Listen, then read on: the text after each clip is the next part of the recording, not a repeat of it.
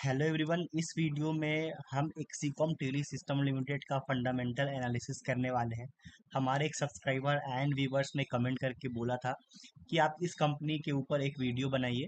तो पहले ही आपको डिस्क्लेमर एंड डिस्क्लोजर दे देना चाहता हूं कि किसी भी तरीके का फाइनेंशियल रिकमेंडेशन नहीं है। इस वीडियो को सिर्फ आप एजुकेशनल पर्पज़ के लिए देखिएगा। डिस्क्लोजर ये है कि ये मेरे पोर्टफोलियो में नहीं है, तो मैं इस कंपनी का शेयर होल्डर नहीं हूँ। तो बिल्कुल ये जो वीडियो होगा अनबायस्ड होगा। सिर्फ मैं फंडामेंटल्स देखूंगा इस कंपनी का कैसे फंडामेंटल्स है।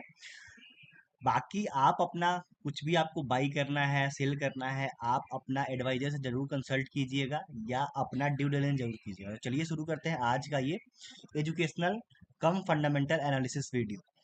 तो एक्सीकॉम टेली सिस्टम लिमिटेड ये कंपनी करती क्या है, पहले वो हम जान लेते हैं कि ये कंपनी करती क्या है।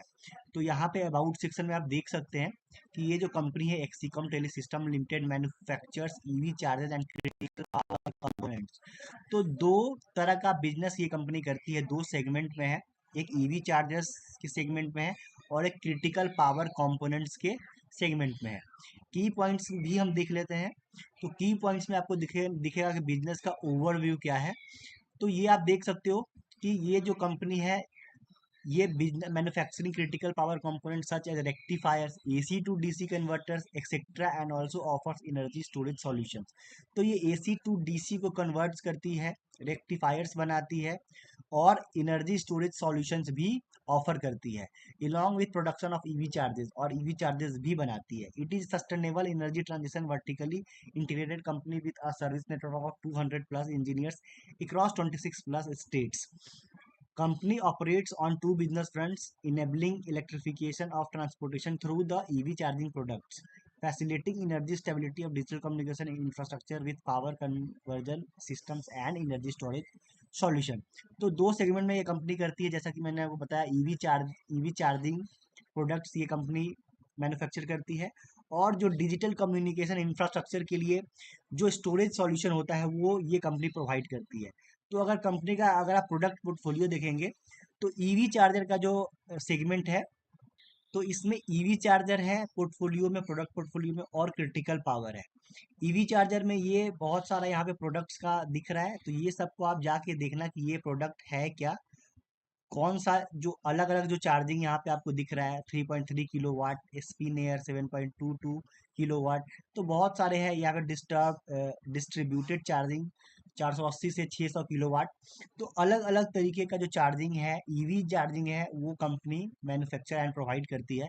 सेकंड है critical power, company manufactures power converters which are use in battery swapping stations, fast charging application in 2 watt. It also manufactures li ion batteries. तो ये कंपनी लिथियम आयन बैटरीज भी मैन्युफैक्चर करती है। इस कंपनी के जो क्लाइंटियल है, यानी कौन कौन से इस कंपनी के जो क्लाइंट है, तो स्कीपर इंडिया इस कंपनी का क्लाइंट है, बोंदादा इंजीनियरिंग प्राइवेट लिमिटेड क्लाइंट है, एंड इंडस टावर्स लिमिटेड। तो क्लाइंट अच्छे, यहाँ पे अच्छी अच्छी कंपनी आपको दिख रही है। तीनों जो कंपनी है ये अच्छी कंपनियां हैं। तो ये इस कंपनी के एक्सीकॉम टेली सिस्टम लिमिटेड के ये क्लाइंट है। एक्सपेंशन का जो प्लान है, there is a plan capex in Telangana of 170 crore का। ये सेटिंग करने वाले हैं, मैन्युफैक्चरिंग ईवी चार्जिंग स्टेशंस ये सेट करने वाले हैं एंड ऑफ 2000 FY25, यानी FY25 यानी 26 के मार्च तक। ये आपको जो ये सेटअप करने वाले मैन्युफैक्चरिंग ईवी का, वो इनका एक्सपेंशन का प्लान है। उसके बाद company has a upcoming integrated manufacturing plant in Hyderabad. तो इंटीग्रेटेड मैन्युफैक्चरिंग प्लांट ये हैदराबाद में भी प्लान कर रहे हैं, जो इसका स्क्वायर फीट होगा 2.8 lakh square feet. This would consist of electronic plant, और ये इसमें इलेक्ट्रॉनिक प्लांट भी होगा। ईवीएससी एंड क्रिटिकल पावर जो 139 लाख स्क्वायर फीट में होगा। Admin and engineering centre 42 lakh square feet में होगा। Battery plant 59 lakh square feet में होगा, and common area 40 lakh square feet में होगा। उसके बाद नंबर आता है capacity increase from 42,000 AC chargers to 180,000 AC chargers in 2 phases from 24,000 to 35, from 2400 to 3500 DC fast charger. Timeline for civil completion is January 2025, P and M installation March 2025, start of trial production April 2025। तो अप्रैल 2025 में ये इनका timeline था कि ये जो trial है production का वो स्टार्ट कर देंगे। ऑलराइट, की अपडेट्स में अगर आप देखेंगे तो it has appointed distributors in 12 state में इनके डिस्ट्रीब्यूटर्स हैं। Company launched home chargers on e commerce platform, home chargers भी कंपनी ने ई प्लेटफॉर्म पे लॉन्च कर दिए हैं।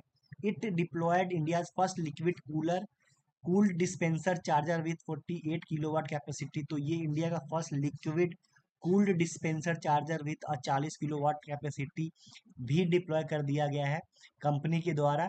New product is in final stage of development and testing for 3.3 kilowatt AC portable chargers. तो इनका नया प्रोडक्ट जो आने वाला है वो फाइनल स्टेज है डेवलपमेंट के, जो 3.3 किलोवाट एसी पोर्टेबल चार्जर्स होने वाला है। वर्क ऑर्डर्स अगर इस कंपनी का देखेंगे तो ESTL यानी कि Exicom tele systems limited secured orders from one of the largest e bus OEM delivery to start from Q4 FY25। तो Q4 यानी Q4 यानी कि जो जनवरी से लेके मार्च तक का क्वार्टर होता है, उसमें ये आपको डिलीवरी स्टार्ट होता हुआ दिखेगा। It's got order for power system and batteries from lending Indian telecom. Received pilot order for Leon batteries for home energy solutions के लिए भी इनको ऑर्डर रिसीव्ड हुए हैं। Pilot orders received for data centre battery applications के लिए भी orders received हुए हैं। 31 मई 2024 तक company had unexecuted order book of 320 crore which includes 181.87 crore orders from tower companies for telecom segment and balance for automobile sector for EV charging segment and services।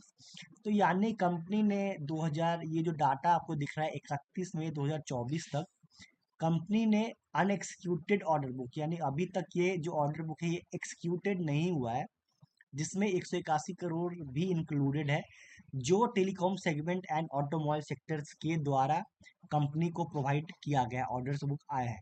Backward integration भी company कर रही है। Company produces lithium ion cells from China. China से ये company lithium ion cells procures करती है यानी वहां से मंगवाती है और इसको सेल करती है डोमेस्टिक मार्केट में and in the countries like Singapore, Malaysia etcetera. India में भी ये सेल करती है और सिंगापुर, मलेशिया और ऐसे बहुत सारे कंट्रीज में ये कंपनी बैकवर्ड इंटीग्रेशन कर रही है। However it has started its own manufacturing of cell modules in India by installing prismatic machine at one of its manufacturing plants, thereby reducing import dependence। तो कंपनी ने अपना खुद का मैन्युफैक्चरिंग जो module, जो सेल मॉड्यूल्स है वो installation के लिए वो मैन्युफैक्चरिंग प्लांट कंपनी ने उसका डिप्लॉय कर दिया है और उसका कंपनी इसका मैन्युफैक्चरिंग बहुत जल्दी स्टार्ट करने वाली है। एग्रीमेंट्स की अगर बात कर लेते हैं तो 24 अगस्त को company has an increase in the purchase consideration from the acquisition of the tritium group of companies located in Australia and USA by up to USD। यानी कंपनी एक्विजिशन भी करने वाली है। जो कंपनी का नाम है ट्रिटम ग्रुप, जो कंपनी है ये जो लोकेटेड है ऑस्ट्रेलिया और अमेरिका में लोकेटेड है, और इसका जो एक्विजिशन का जो कॉस्ट होने वाला है $3 मिलियन का होने वाला है। As a result the revised purchase consideration is now at approx 273 crore का ये रिवाइज्ड परचेज कंसिडरेशन है, यानी 273 करोड़ में कंपनी बाई करने वाली है। On August 22nd 2024 company entered into a loan agreement with Excicom Power Solutions। तो कंपनी ने लोन एग्रीमेंट भी किया है एक्सिकॉम पावर सॉल्यूशंस का, जो इन्हीं की सब्सिडरी होली आउंड सब्सिडरी कंपनी है, for granting and unsecured loan of ₹175 crore and ₹20 crore on सितंबर 18 2024। तो 175 करोड़ प्लस 20 करोड़ का कंपनी ने लोन भी ग्रांट किया है अपने जो होली आउंड सब्सिडरी कंपनी है, राइट। उसके बाद हम देख लेते हैं कंपनी का वेबसाइट एक बार चेक कर लेते हैं कि कंपनी का ये जो वेबसाइट है इसमें आप देख सकते हैं कंपनी करती क्या है। कंपनी जैसा कि मैंने ऑलरेडी बता रखा है कि दो सेगमेंट में कंपनी काम करती है, एक है क्रिटिकल पावर का, एक दूसरा है ईवी चार्जर्स का। यहाँ पे आप फोटोज भी देख सकते हैं कि कंपनी कैसा प्रोडक्ट डिजाइन करती है, कैसा प्रोडक्ट डिलीवर करती है। उसके बाद यहाँ पे और कुछ खास नहीं है यहाँ पे। उसके बाद हम चलते हैं कंपनी का जो फंडामेंटल्स है वो देख लेते हैं। तो कंपनी का जो मार्केट कैप है 2239 करोड़ का कंपनी का मार्केट कैप है। और करंट मार्केट प्राइस जो चल रहा है 185 रुपये का चल रहा है। यहाँ पे आपको पी रेशियो देखने के लिए नहीं मिल रहा है। इसका ये मतलब है कि कंपनी लॉस मेकिंग कंपनी है, कंपनी प्रॉफिट नहीं कर रही है, इसी का यहाँ पे आपको पी रेशियो नहीं दिख रहा है। आरओसी नेगेटिव में है, जो एक नेगेटिव पॉइंट हो जाता है मेरे लिए। जिस कंपनी का आरओसी क्योंकि ऑलरेडी प्रॉफिटेबल नहीं है, तो इसका आरओसी भी नेगेटिव है, आरओई रिटर्न ऑन इक्विटी भी नेगेटिव है, और प्राइस टू अर्निंग रेशियो भी नहीं है। यहाँ पे अगर डेट टू इक्विटी रेशियो देखें कंपनी, मतलब कहने का मतलब ये है कि कंपनी के पास कितना डेट है, तो 1.15% है, यानी कि जितना भी कंपनी के पास एसेट्स है उससे ज़्यादा कंपनी ने डेट ले रखा है, जो अगेन एक कंसर्न होता है मेरे लिए। लेकिन ये जो इंडस्ट्री है, ये जो सेक्टर है, काफ़ी हाईली कैपिटल इंटेंसिव बिजनेस है इनका, तो इसमें चाहिए होता है। लेकिन फिर भी I don't like company where जहाँ पे आपका डेट टू इक्विटी रेशियो 1 से ज़्यादा हो। प्राइस टू बुक वैल्यू भी यहाँ पे आपको ज़्यादा दिख रहा है 3.64, तो महंगा भी आपको दिख रहा होगा अगर प्राइस टू बुक वैल्यू के अकॉर्डिंग अगर आप देखेंगे तो। यहाँ पे एक और नेगेटिव चीज़ मुझे दिखा कि प्लेज परसेंटेज, यानी कंपनी के जो प्रमोटर जितना भी होल्ड करते हैं उसका 3.05% कंपनी के प्रमोटर्स ने प्लेज कर रखा है, जो अगेन एक नेगेटिव साइड हो जाता है कंपनी के लिए। कंपनी के ऊपर जो डेट है 707 करोड़ का है, जो 707 करोड़ का जो डेट दिख रहा है आपको, डेट टू इक्विटी रेशियो, यानी कि कंपनी का पास जो एसेट्स होगा वो 707 करोड़ से कम होगा, जो आगे चल के हम इसमें फिर क्रॉस चेक करेंगे और वेरीफाई भी करेंगे। यहाँ कंपनी का फेस वैल्यू 10 रुपये का है, ईपीएस भी यहाँ पे आपको नेगेटिव दिख रहा है। प्रमोटर्स, यहाँ पे एक पॉजिटिव चीज़ है कि कंपनी के जो प्रमोटर्स है अच्छा खासा हिस्सेदारी इसमें होल्ड करते हैं 69.6% का। आगे चल के अगर हम देखते हैं इसका प्राइस हिस्ट्री देखते हैं, यहाँ पे मैंने मैक्सिमम कर रखा है। कंपनी 2024 में लिस्ट हुई है, 7 मार्च को कंपनी लिस्ट हुई है, आईपीओ मार्च 2024 में आया था। वहाँ से 238 रुपये के आसपास लिस्ट हुआ था कंपनी। उसके बाद अगर आप देखेंगे तो कंपनी ने 486 रुपये का ऑल टाइम हाई टच किया था। उसके बाद कंपनी अभी जो ट्रेड हो रही है वो 185 रुपये के आसपास हो रही है। तो काफ़ी अच्छा खासा हेल्दी करेक्शन भी कंपनी का हुआ है। मोर देन 50% से ज़्यादा कंपनी का जो स्टॉक प्राइस है वो गिर चुका है। अगर पी रेशियो का हम चार्ट देखते हैं तो अगेन यहाँ पे आपको नेगेटिव दिखता है, क्योंकि कंपनी प्रॉफिटेबल नहीं है। तो आगे अगर हम चलते हैं, आगे चल के अगर हम देखते हैं तो कंपनी में कॉन्स क्या है, तो stock is trading at a 3.64 time its book value. Company has low interest coverage ratio. Company has a low return on equity of 2.69% over last 3 year. Working capital day have increase from 26 days to 182 days. तो ये सारे company के एक negative points हो जाते हैं, क्योंकि company का जो वर्किंग कैपिटल भी है वो भी इंक्रीज हो गया है। कंपनी का लो इंटरेस्ट कवरेज रेशियो है, जो अगेन फाइनेंशियल्स आपको दिखाता है कि उतने स्ट्रांग नहीं है, क्योंकि कंपनी ऑलरेडी प्रॉफिट नहीं कर रही है। उसके बाद अगर हम नीचे चलते हैं तो यहाँ पे क्वार्टरली रिजल्ट पे अगर हम आते हैं तो क्वार्टरली रिजल्ट मार्च 2025 का यहाँ पे ऑलरेडी अनाउंस हो चुका है। पिछले क्वार्टर से कंपेयर करेंगे सेल्स का, तो वो इंक्रीज हुआ है 197 करोड़ से 266 करोड़। लेकिन अगेन यहाँ पे अगर आप ऑपरेटिंग प्रॉफिट देखेंगे तो प्रीवियस 2024 में -31 करोड़ था, जो अभी काफ़ी इम्प्रूव हुआ है, -16 करोड़ हुआ है। लेकिन अगेन अगर ओवरऑल अगर आप लॉसेस देखेंगे, क्योंकि यहाँ पे ऑपरेटिंग प्रॉफिट मार्जिन भी यहाँ पे आपको नेगेटिव दिख रहा है, जो अगेन एक नेगेटिव साइड हो जाता है किसी भी कंपनी के लिए। यहाँ पे प्रॉफिट बिफोर टैक्स 2024 में -52 करोड़ था, अभी -61 करोड़ है। तो यहाँ पे अगर ओवरऑल अगर पिछले क्वार्टर से कंपेयर करेंगे प्रॉफिट का और रेवेन्यू का, तो रेवेन्यू ग्रो हुआ है, लेकिन प्रॉफिट जो है वो नीचे ही गया है। 49 करोड़ का लॉस हुआ करता था दिसंबर 2024 में, और इस क्वार्टर में यानी मार्च 2025 में जो लॉसेस है वो इंक्रीज हुए हैं, तो 62 करोड़ का यहाँ पे कंपनी को लॉस हुआ है। तो अगेन फाइनेंशियल उतने स्ट्रांग नहीं लग रहे हैं क्वार्टरली रिजल्ट्स में। हम चल के देख लेते हैं प्रॉफिट एंड लॉस स्टेटमेंट जो ईयरली होते हैं। तो यहाँ पे अगर सेल्स देखेंगे तो मार्च 2024 का सेल्स था 1020 करोड़ का, अभी सेल्स डिक्रीज हुआ है 868 करोड़ का। अगेन ऑपरेटिंग प्रॉफिट था कंपनी को पिछले साल, लेकिन इस साल ऑपरेटिंग लॉस है कंपनी को, यानी कंपनी लॉसेज में है अभी। ऑपरेटिंग प्रॉफिट मार्जिन भी ईयरली में -4% का है, तो कंपनी, ये भी एक कंसर्न है कंपनी के लिए, क्योंकि जो ऑपरेटिंग प्रॉफिट मार्जिन है वो नेगेटिव साइड में है, इसीलिए कंपनी प्रॉफिटेबल नहीं है। प्रॉफिट बिफोर टैक्स भी यहाँ पे नेगेटिव है। अगेन यहाँ पे प्रॉफिट भी आपको 2025 का जो है नेट प्रॉफिट वो -110 करोड़ का है, जो पिछले साल यानी पिछले 2024 मार्च का जो प्रॉफिट था 64 करोड़ था, उससे काफ़ी डिक्रीज हुआ है। अगेन एक कंसर्न है मेरे लिए, क्योंकि कंपनी का जो फाइनेंशियल्स है उसमें लगातार आपको गिरावट देखने के लिए मिल रहा है, as well as quarterly results में भी, और एज वेल एज आपको यहाँ पे रिफ्लेक्ट होता हुआ दिख रहा है ईयरली रिजल्ट में भी। आगे अगर हम चल के देखते हैं कंपाउंडेड सेल्स ग्रोथ, तो कंपनी का कंपाउंडेड सेल्स ग्रोथ कुछ अच्छा नहीं है, 3 ईयर्स में 1% है, बहुत ही खराब है। फिर कंपाउंडेड प्रॉफिट ग्रोथ 3 ईयर्स का है ही नहीं, ट्रेलिंग 12 मंथ में 271% है, मतलब कुछ भी यहाँ पे कैगर भी नेगेटिव है, रिटर्न ऑन इक्विटी भी नेगेटिव है। सब कुछ अभी तक मुझे कंपनी में कुछ भी पॉजिटिव नहीं दिखा है। सिर्फ एक चीज़ पॉजिटिव है कि कंपनी के जो प्रमोटर्स है वो अच्छा खासा होल्डिंग बनाए रखे हैं 70% के आसपास। अगर हम बैलेंस शीट देखते हैं तो कंपनी का 121 करोड़ का इक्विटी है। यहाँ पे जो कंपनी के पास रिजर्व्स है 493 करोड़ का है, और बोरोइंग 707 करोड़ का है। जो मैंने आपको डेट टू इक्विटी रेशियो बताया था वो यही था कि कंपनी के पास जो रिजर्व्स है, जो एसेट है, वो कम है कंपेयर टू कंपनी ने उससे ज़्यादा डेट ले रखा है। तो ये अगेन अगेन कंसर्निंग है। मान लीजिए कि मार्केट में कुछ भी इशू आता है, कुछ भी कंपनी डिफॉल्ट करती है, तो अगेन ये प्रॉब्लम ही होगा। तो अगेन मैं उस कंपनी को वॉच लिस्ट में रखता हूँ, या उस कंपनी में इन्वेस्ट करने की कोशिश करता हूँ या सोचता हूँ जहाँ पे मुझे डेट डेट जो है बोरोइंग है वो काफ़ी, मतलब 1 के नीचे तो कम से कम होना चाहिए। यानी जो आपके पास कैपिटल है, जो रिजर्व्स है, जो एसेट है, उससे तो कम होना ही चाहिए बोरोइंग्स।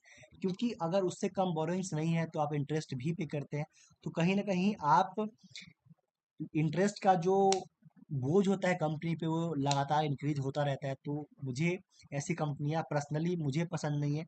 बाकी आप कमेंट करके बताइए कि आपका क्या व्यू है इस स्टेटमेंट को लेके, कि आपको बोरोइंग्स वाली कंपनी अच्छी लगती है या नहीं लगती है। अगेन यहाँ पे फिक्स्ड एसेट्स में देखेंगे तो कंपनी के पास 587 करोड़ का फिक्स्ड एसेट है, जिसमें कि इंटेंजिबल एसेट्स 177 करोड़ का है। अगेन यहाँ पे हम नीचे चल के देख लेते हैं कि कंपनी के पास अदर एसेट्स में क्या क्या है। तो यहाँ पे इन्वेंट्री 282 करोड़ का है। कैश इक्विवेलेंट्स में काफ़ी, किसी कंपनी को जब भी एनालिसिस करता हूँ इस पे मेरा काफ़ी फोकस होता है कि कंपनी के पास कैश कितना है। तो 220 करोड़ का कैश है, तो ठीक ठाक कंपनी के पास कैश पड़े हुए हैं। तो मुझे लगता है कि कैश ठीक ठाक है, लेकिन बोरोइंग्स ज़्यादा है। तो बोरोइंग्स नहीं होना चाहिए था इतना ज़्यादा जितना ज़्यादा बोरोइंग्स है, लेकिन अगेन ये कैपिटल इंटेंसिव बिजनेस है। तो ज़्यादातर कंपनियों को इस सेक्टर में जो भी कंपनियां हैं उनको कैपिटल की ज़रूरत पड़ती है, क्योंकि मैन्युफैक्चरिंग करना होता है, कैपिटल ज़्यादा लगता है। ईवी सेगमेंट की है। अगेन अगर हम कैश फ्लो भी देखेंगे तो कैश फ्लो भी आपको नेगेटिव ही दिखेगा यहाँ पे। उसके बाद हम आ जाते हैं, जैसा कि मैंने बताया कि आपका आरओसी यहाँ पे नेगेटिव दिख रहा है, और डेटर डेज जो है वो भी इंक्रीज हुआ है, इन्वेंट्री डेज भी इंक्रीज हुआ है, तो ये भी एक कंसर्न है, ये भी एक नेगेटिव ही साइड है। अगेन यहाँ पे शेयर होल्डिंग पैटर्न के पास आ गए हैं हम। यहाँ पे जो एक पॉजिटिव चीज़ मुझे दिखता है कि कंसिस्टेंट बेसिस पे जो प्रमोटर्स का जो होल्डिंग है वो लगातार, कंपनी के जो प्रमोटर्स है लगातार अपना जो होल्डिंग है वो बनाए हुए हैं अराउंड 69.5%, यानी मान के चलिए 70% के आसपास का प्रमोटर्स होल्डिंग है, जो काफ़ी अच्छा है। कंपनी के प्रमोटर्स को अपने कंपनी पे भरोसा है, जो अच्छा है। अगेन यहाँ पे एफ का भी होल्डिंग है 0.6% का, डी का भी होल्डिंग है 3.7% का, जो पिछले क्वार्टर से दिसंबर से डिक्रीज हुआ है। और यहाँ पे पब्लिक शेयर होल्डिंग में 24 से इंक्रीज हुआ है 26% का। देख लेते हैं कि पब्लिक में कोई बड़ा नाम है क्या जिनको हम जानते हैं, तो ऐसा नाम मुझे कोई नहीं दिख रहा है। अगेन तो ये जो कंपनी है, मुझे पर्सनली अगर आप मेरा मुझसे पूछेंगे तो उतना प्रॉमिसिंग नहीं लग रहा, क्योंकि फंडामेंटल साइड और फाइनेंशियल साइड उतने स्ट्रांग नहीं है। बाकी आप कमेंट करके बताइएगा कि आपको ये कंपनी कैसा लगा, इसके फंडामेंटल्स एंड फाइनेंशियल्स आपको कैसे लगे हैं। अगेन हो सकता है कि मेरा व्यू उस कंपनी को लेके कुछ और है, आपका व्यू कुछ और हो सकता है। तो आप, मैं कुछ अगर मिस किया हो इस कंपनी को एनालिसिस करने में तो आप ज़रूर कमेंट करके बताइएगा कि अगर मैंने कुछ भी मिस किया है तो। बाकी मिलते हैं अगले वीडियो में। अगर आप चाहते हैं कि मैं और भी किसी कंपनी का डिटेल में वीडियो एनालिसिस करूँ, फंडामेंटल्स एनालिसिस करूँ, तो कमेंट करके ज़रूर बताइएगा। मिलते हैं अगले वीडियो में। जय हिंद।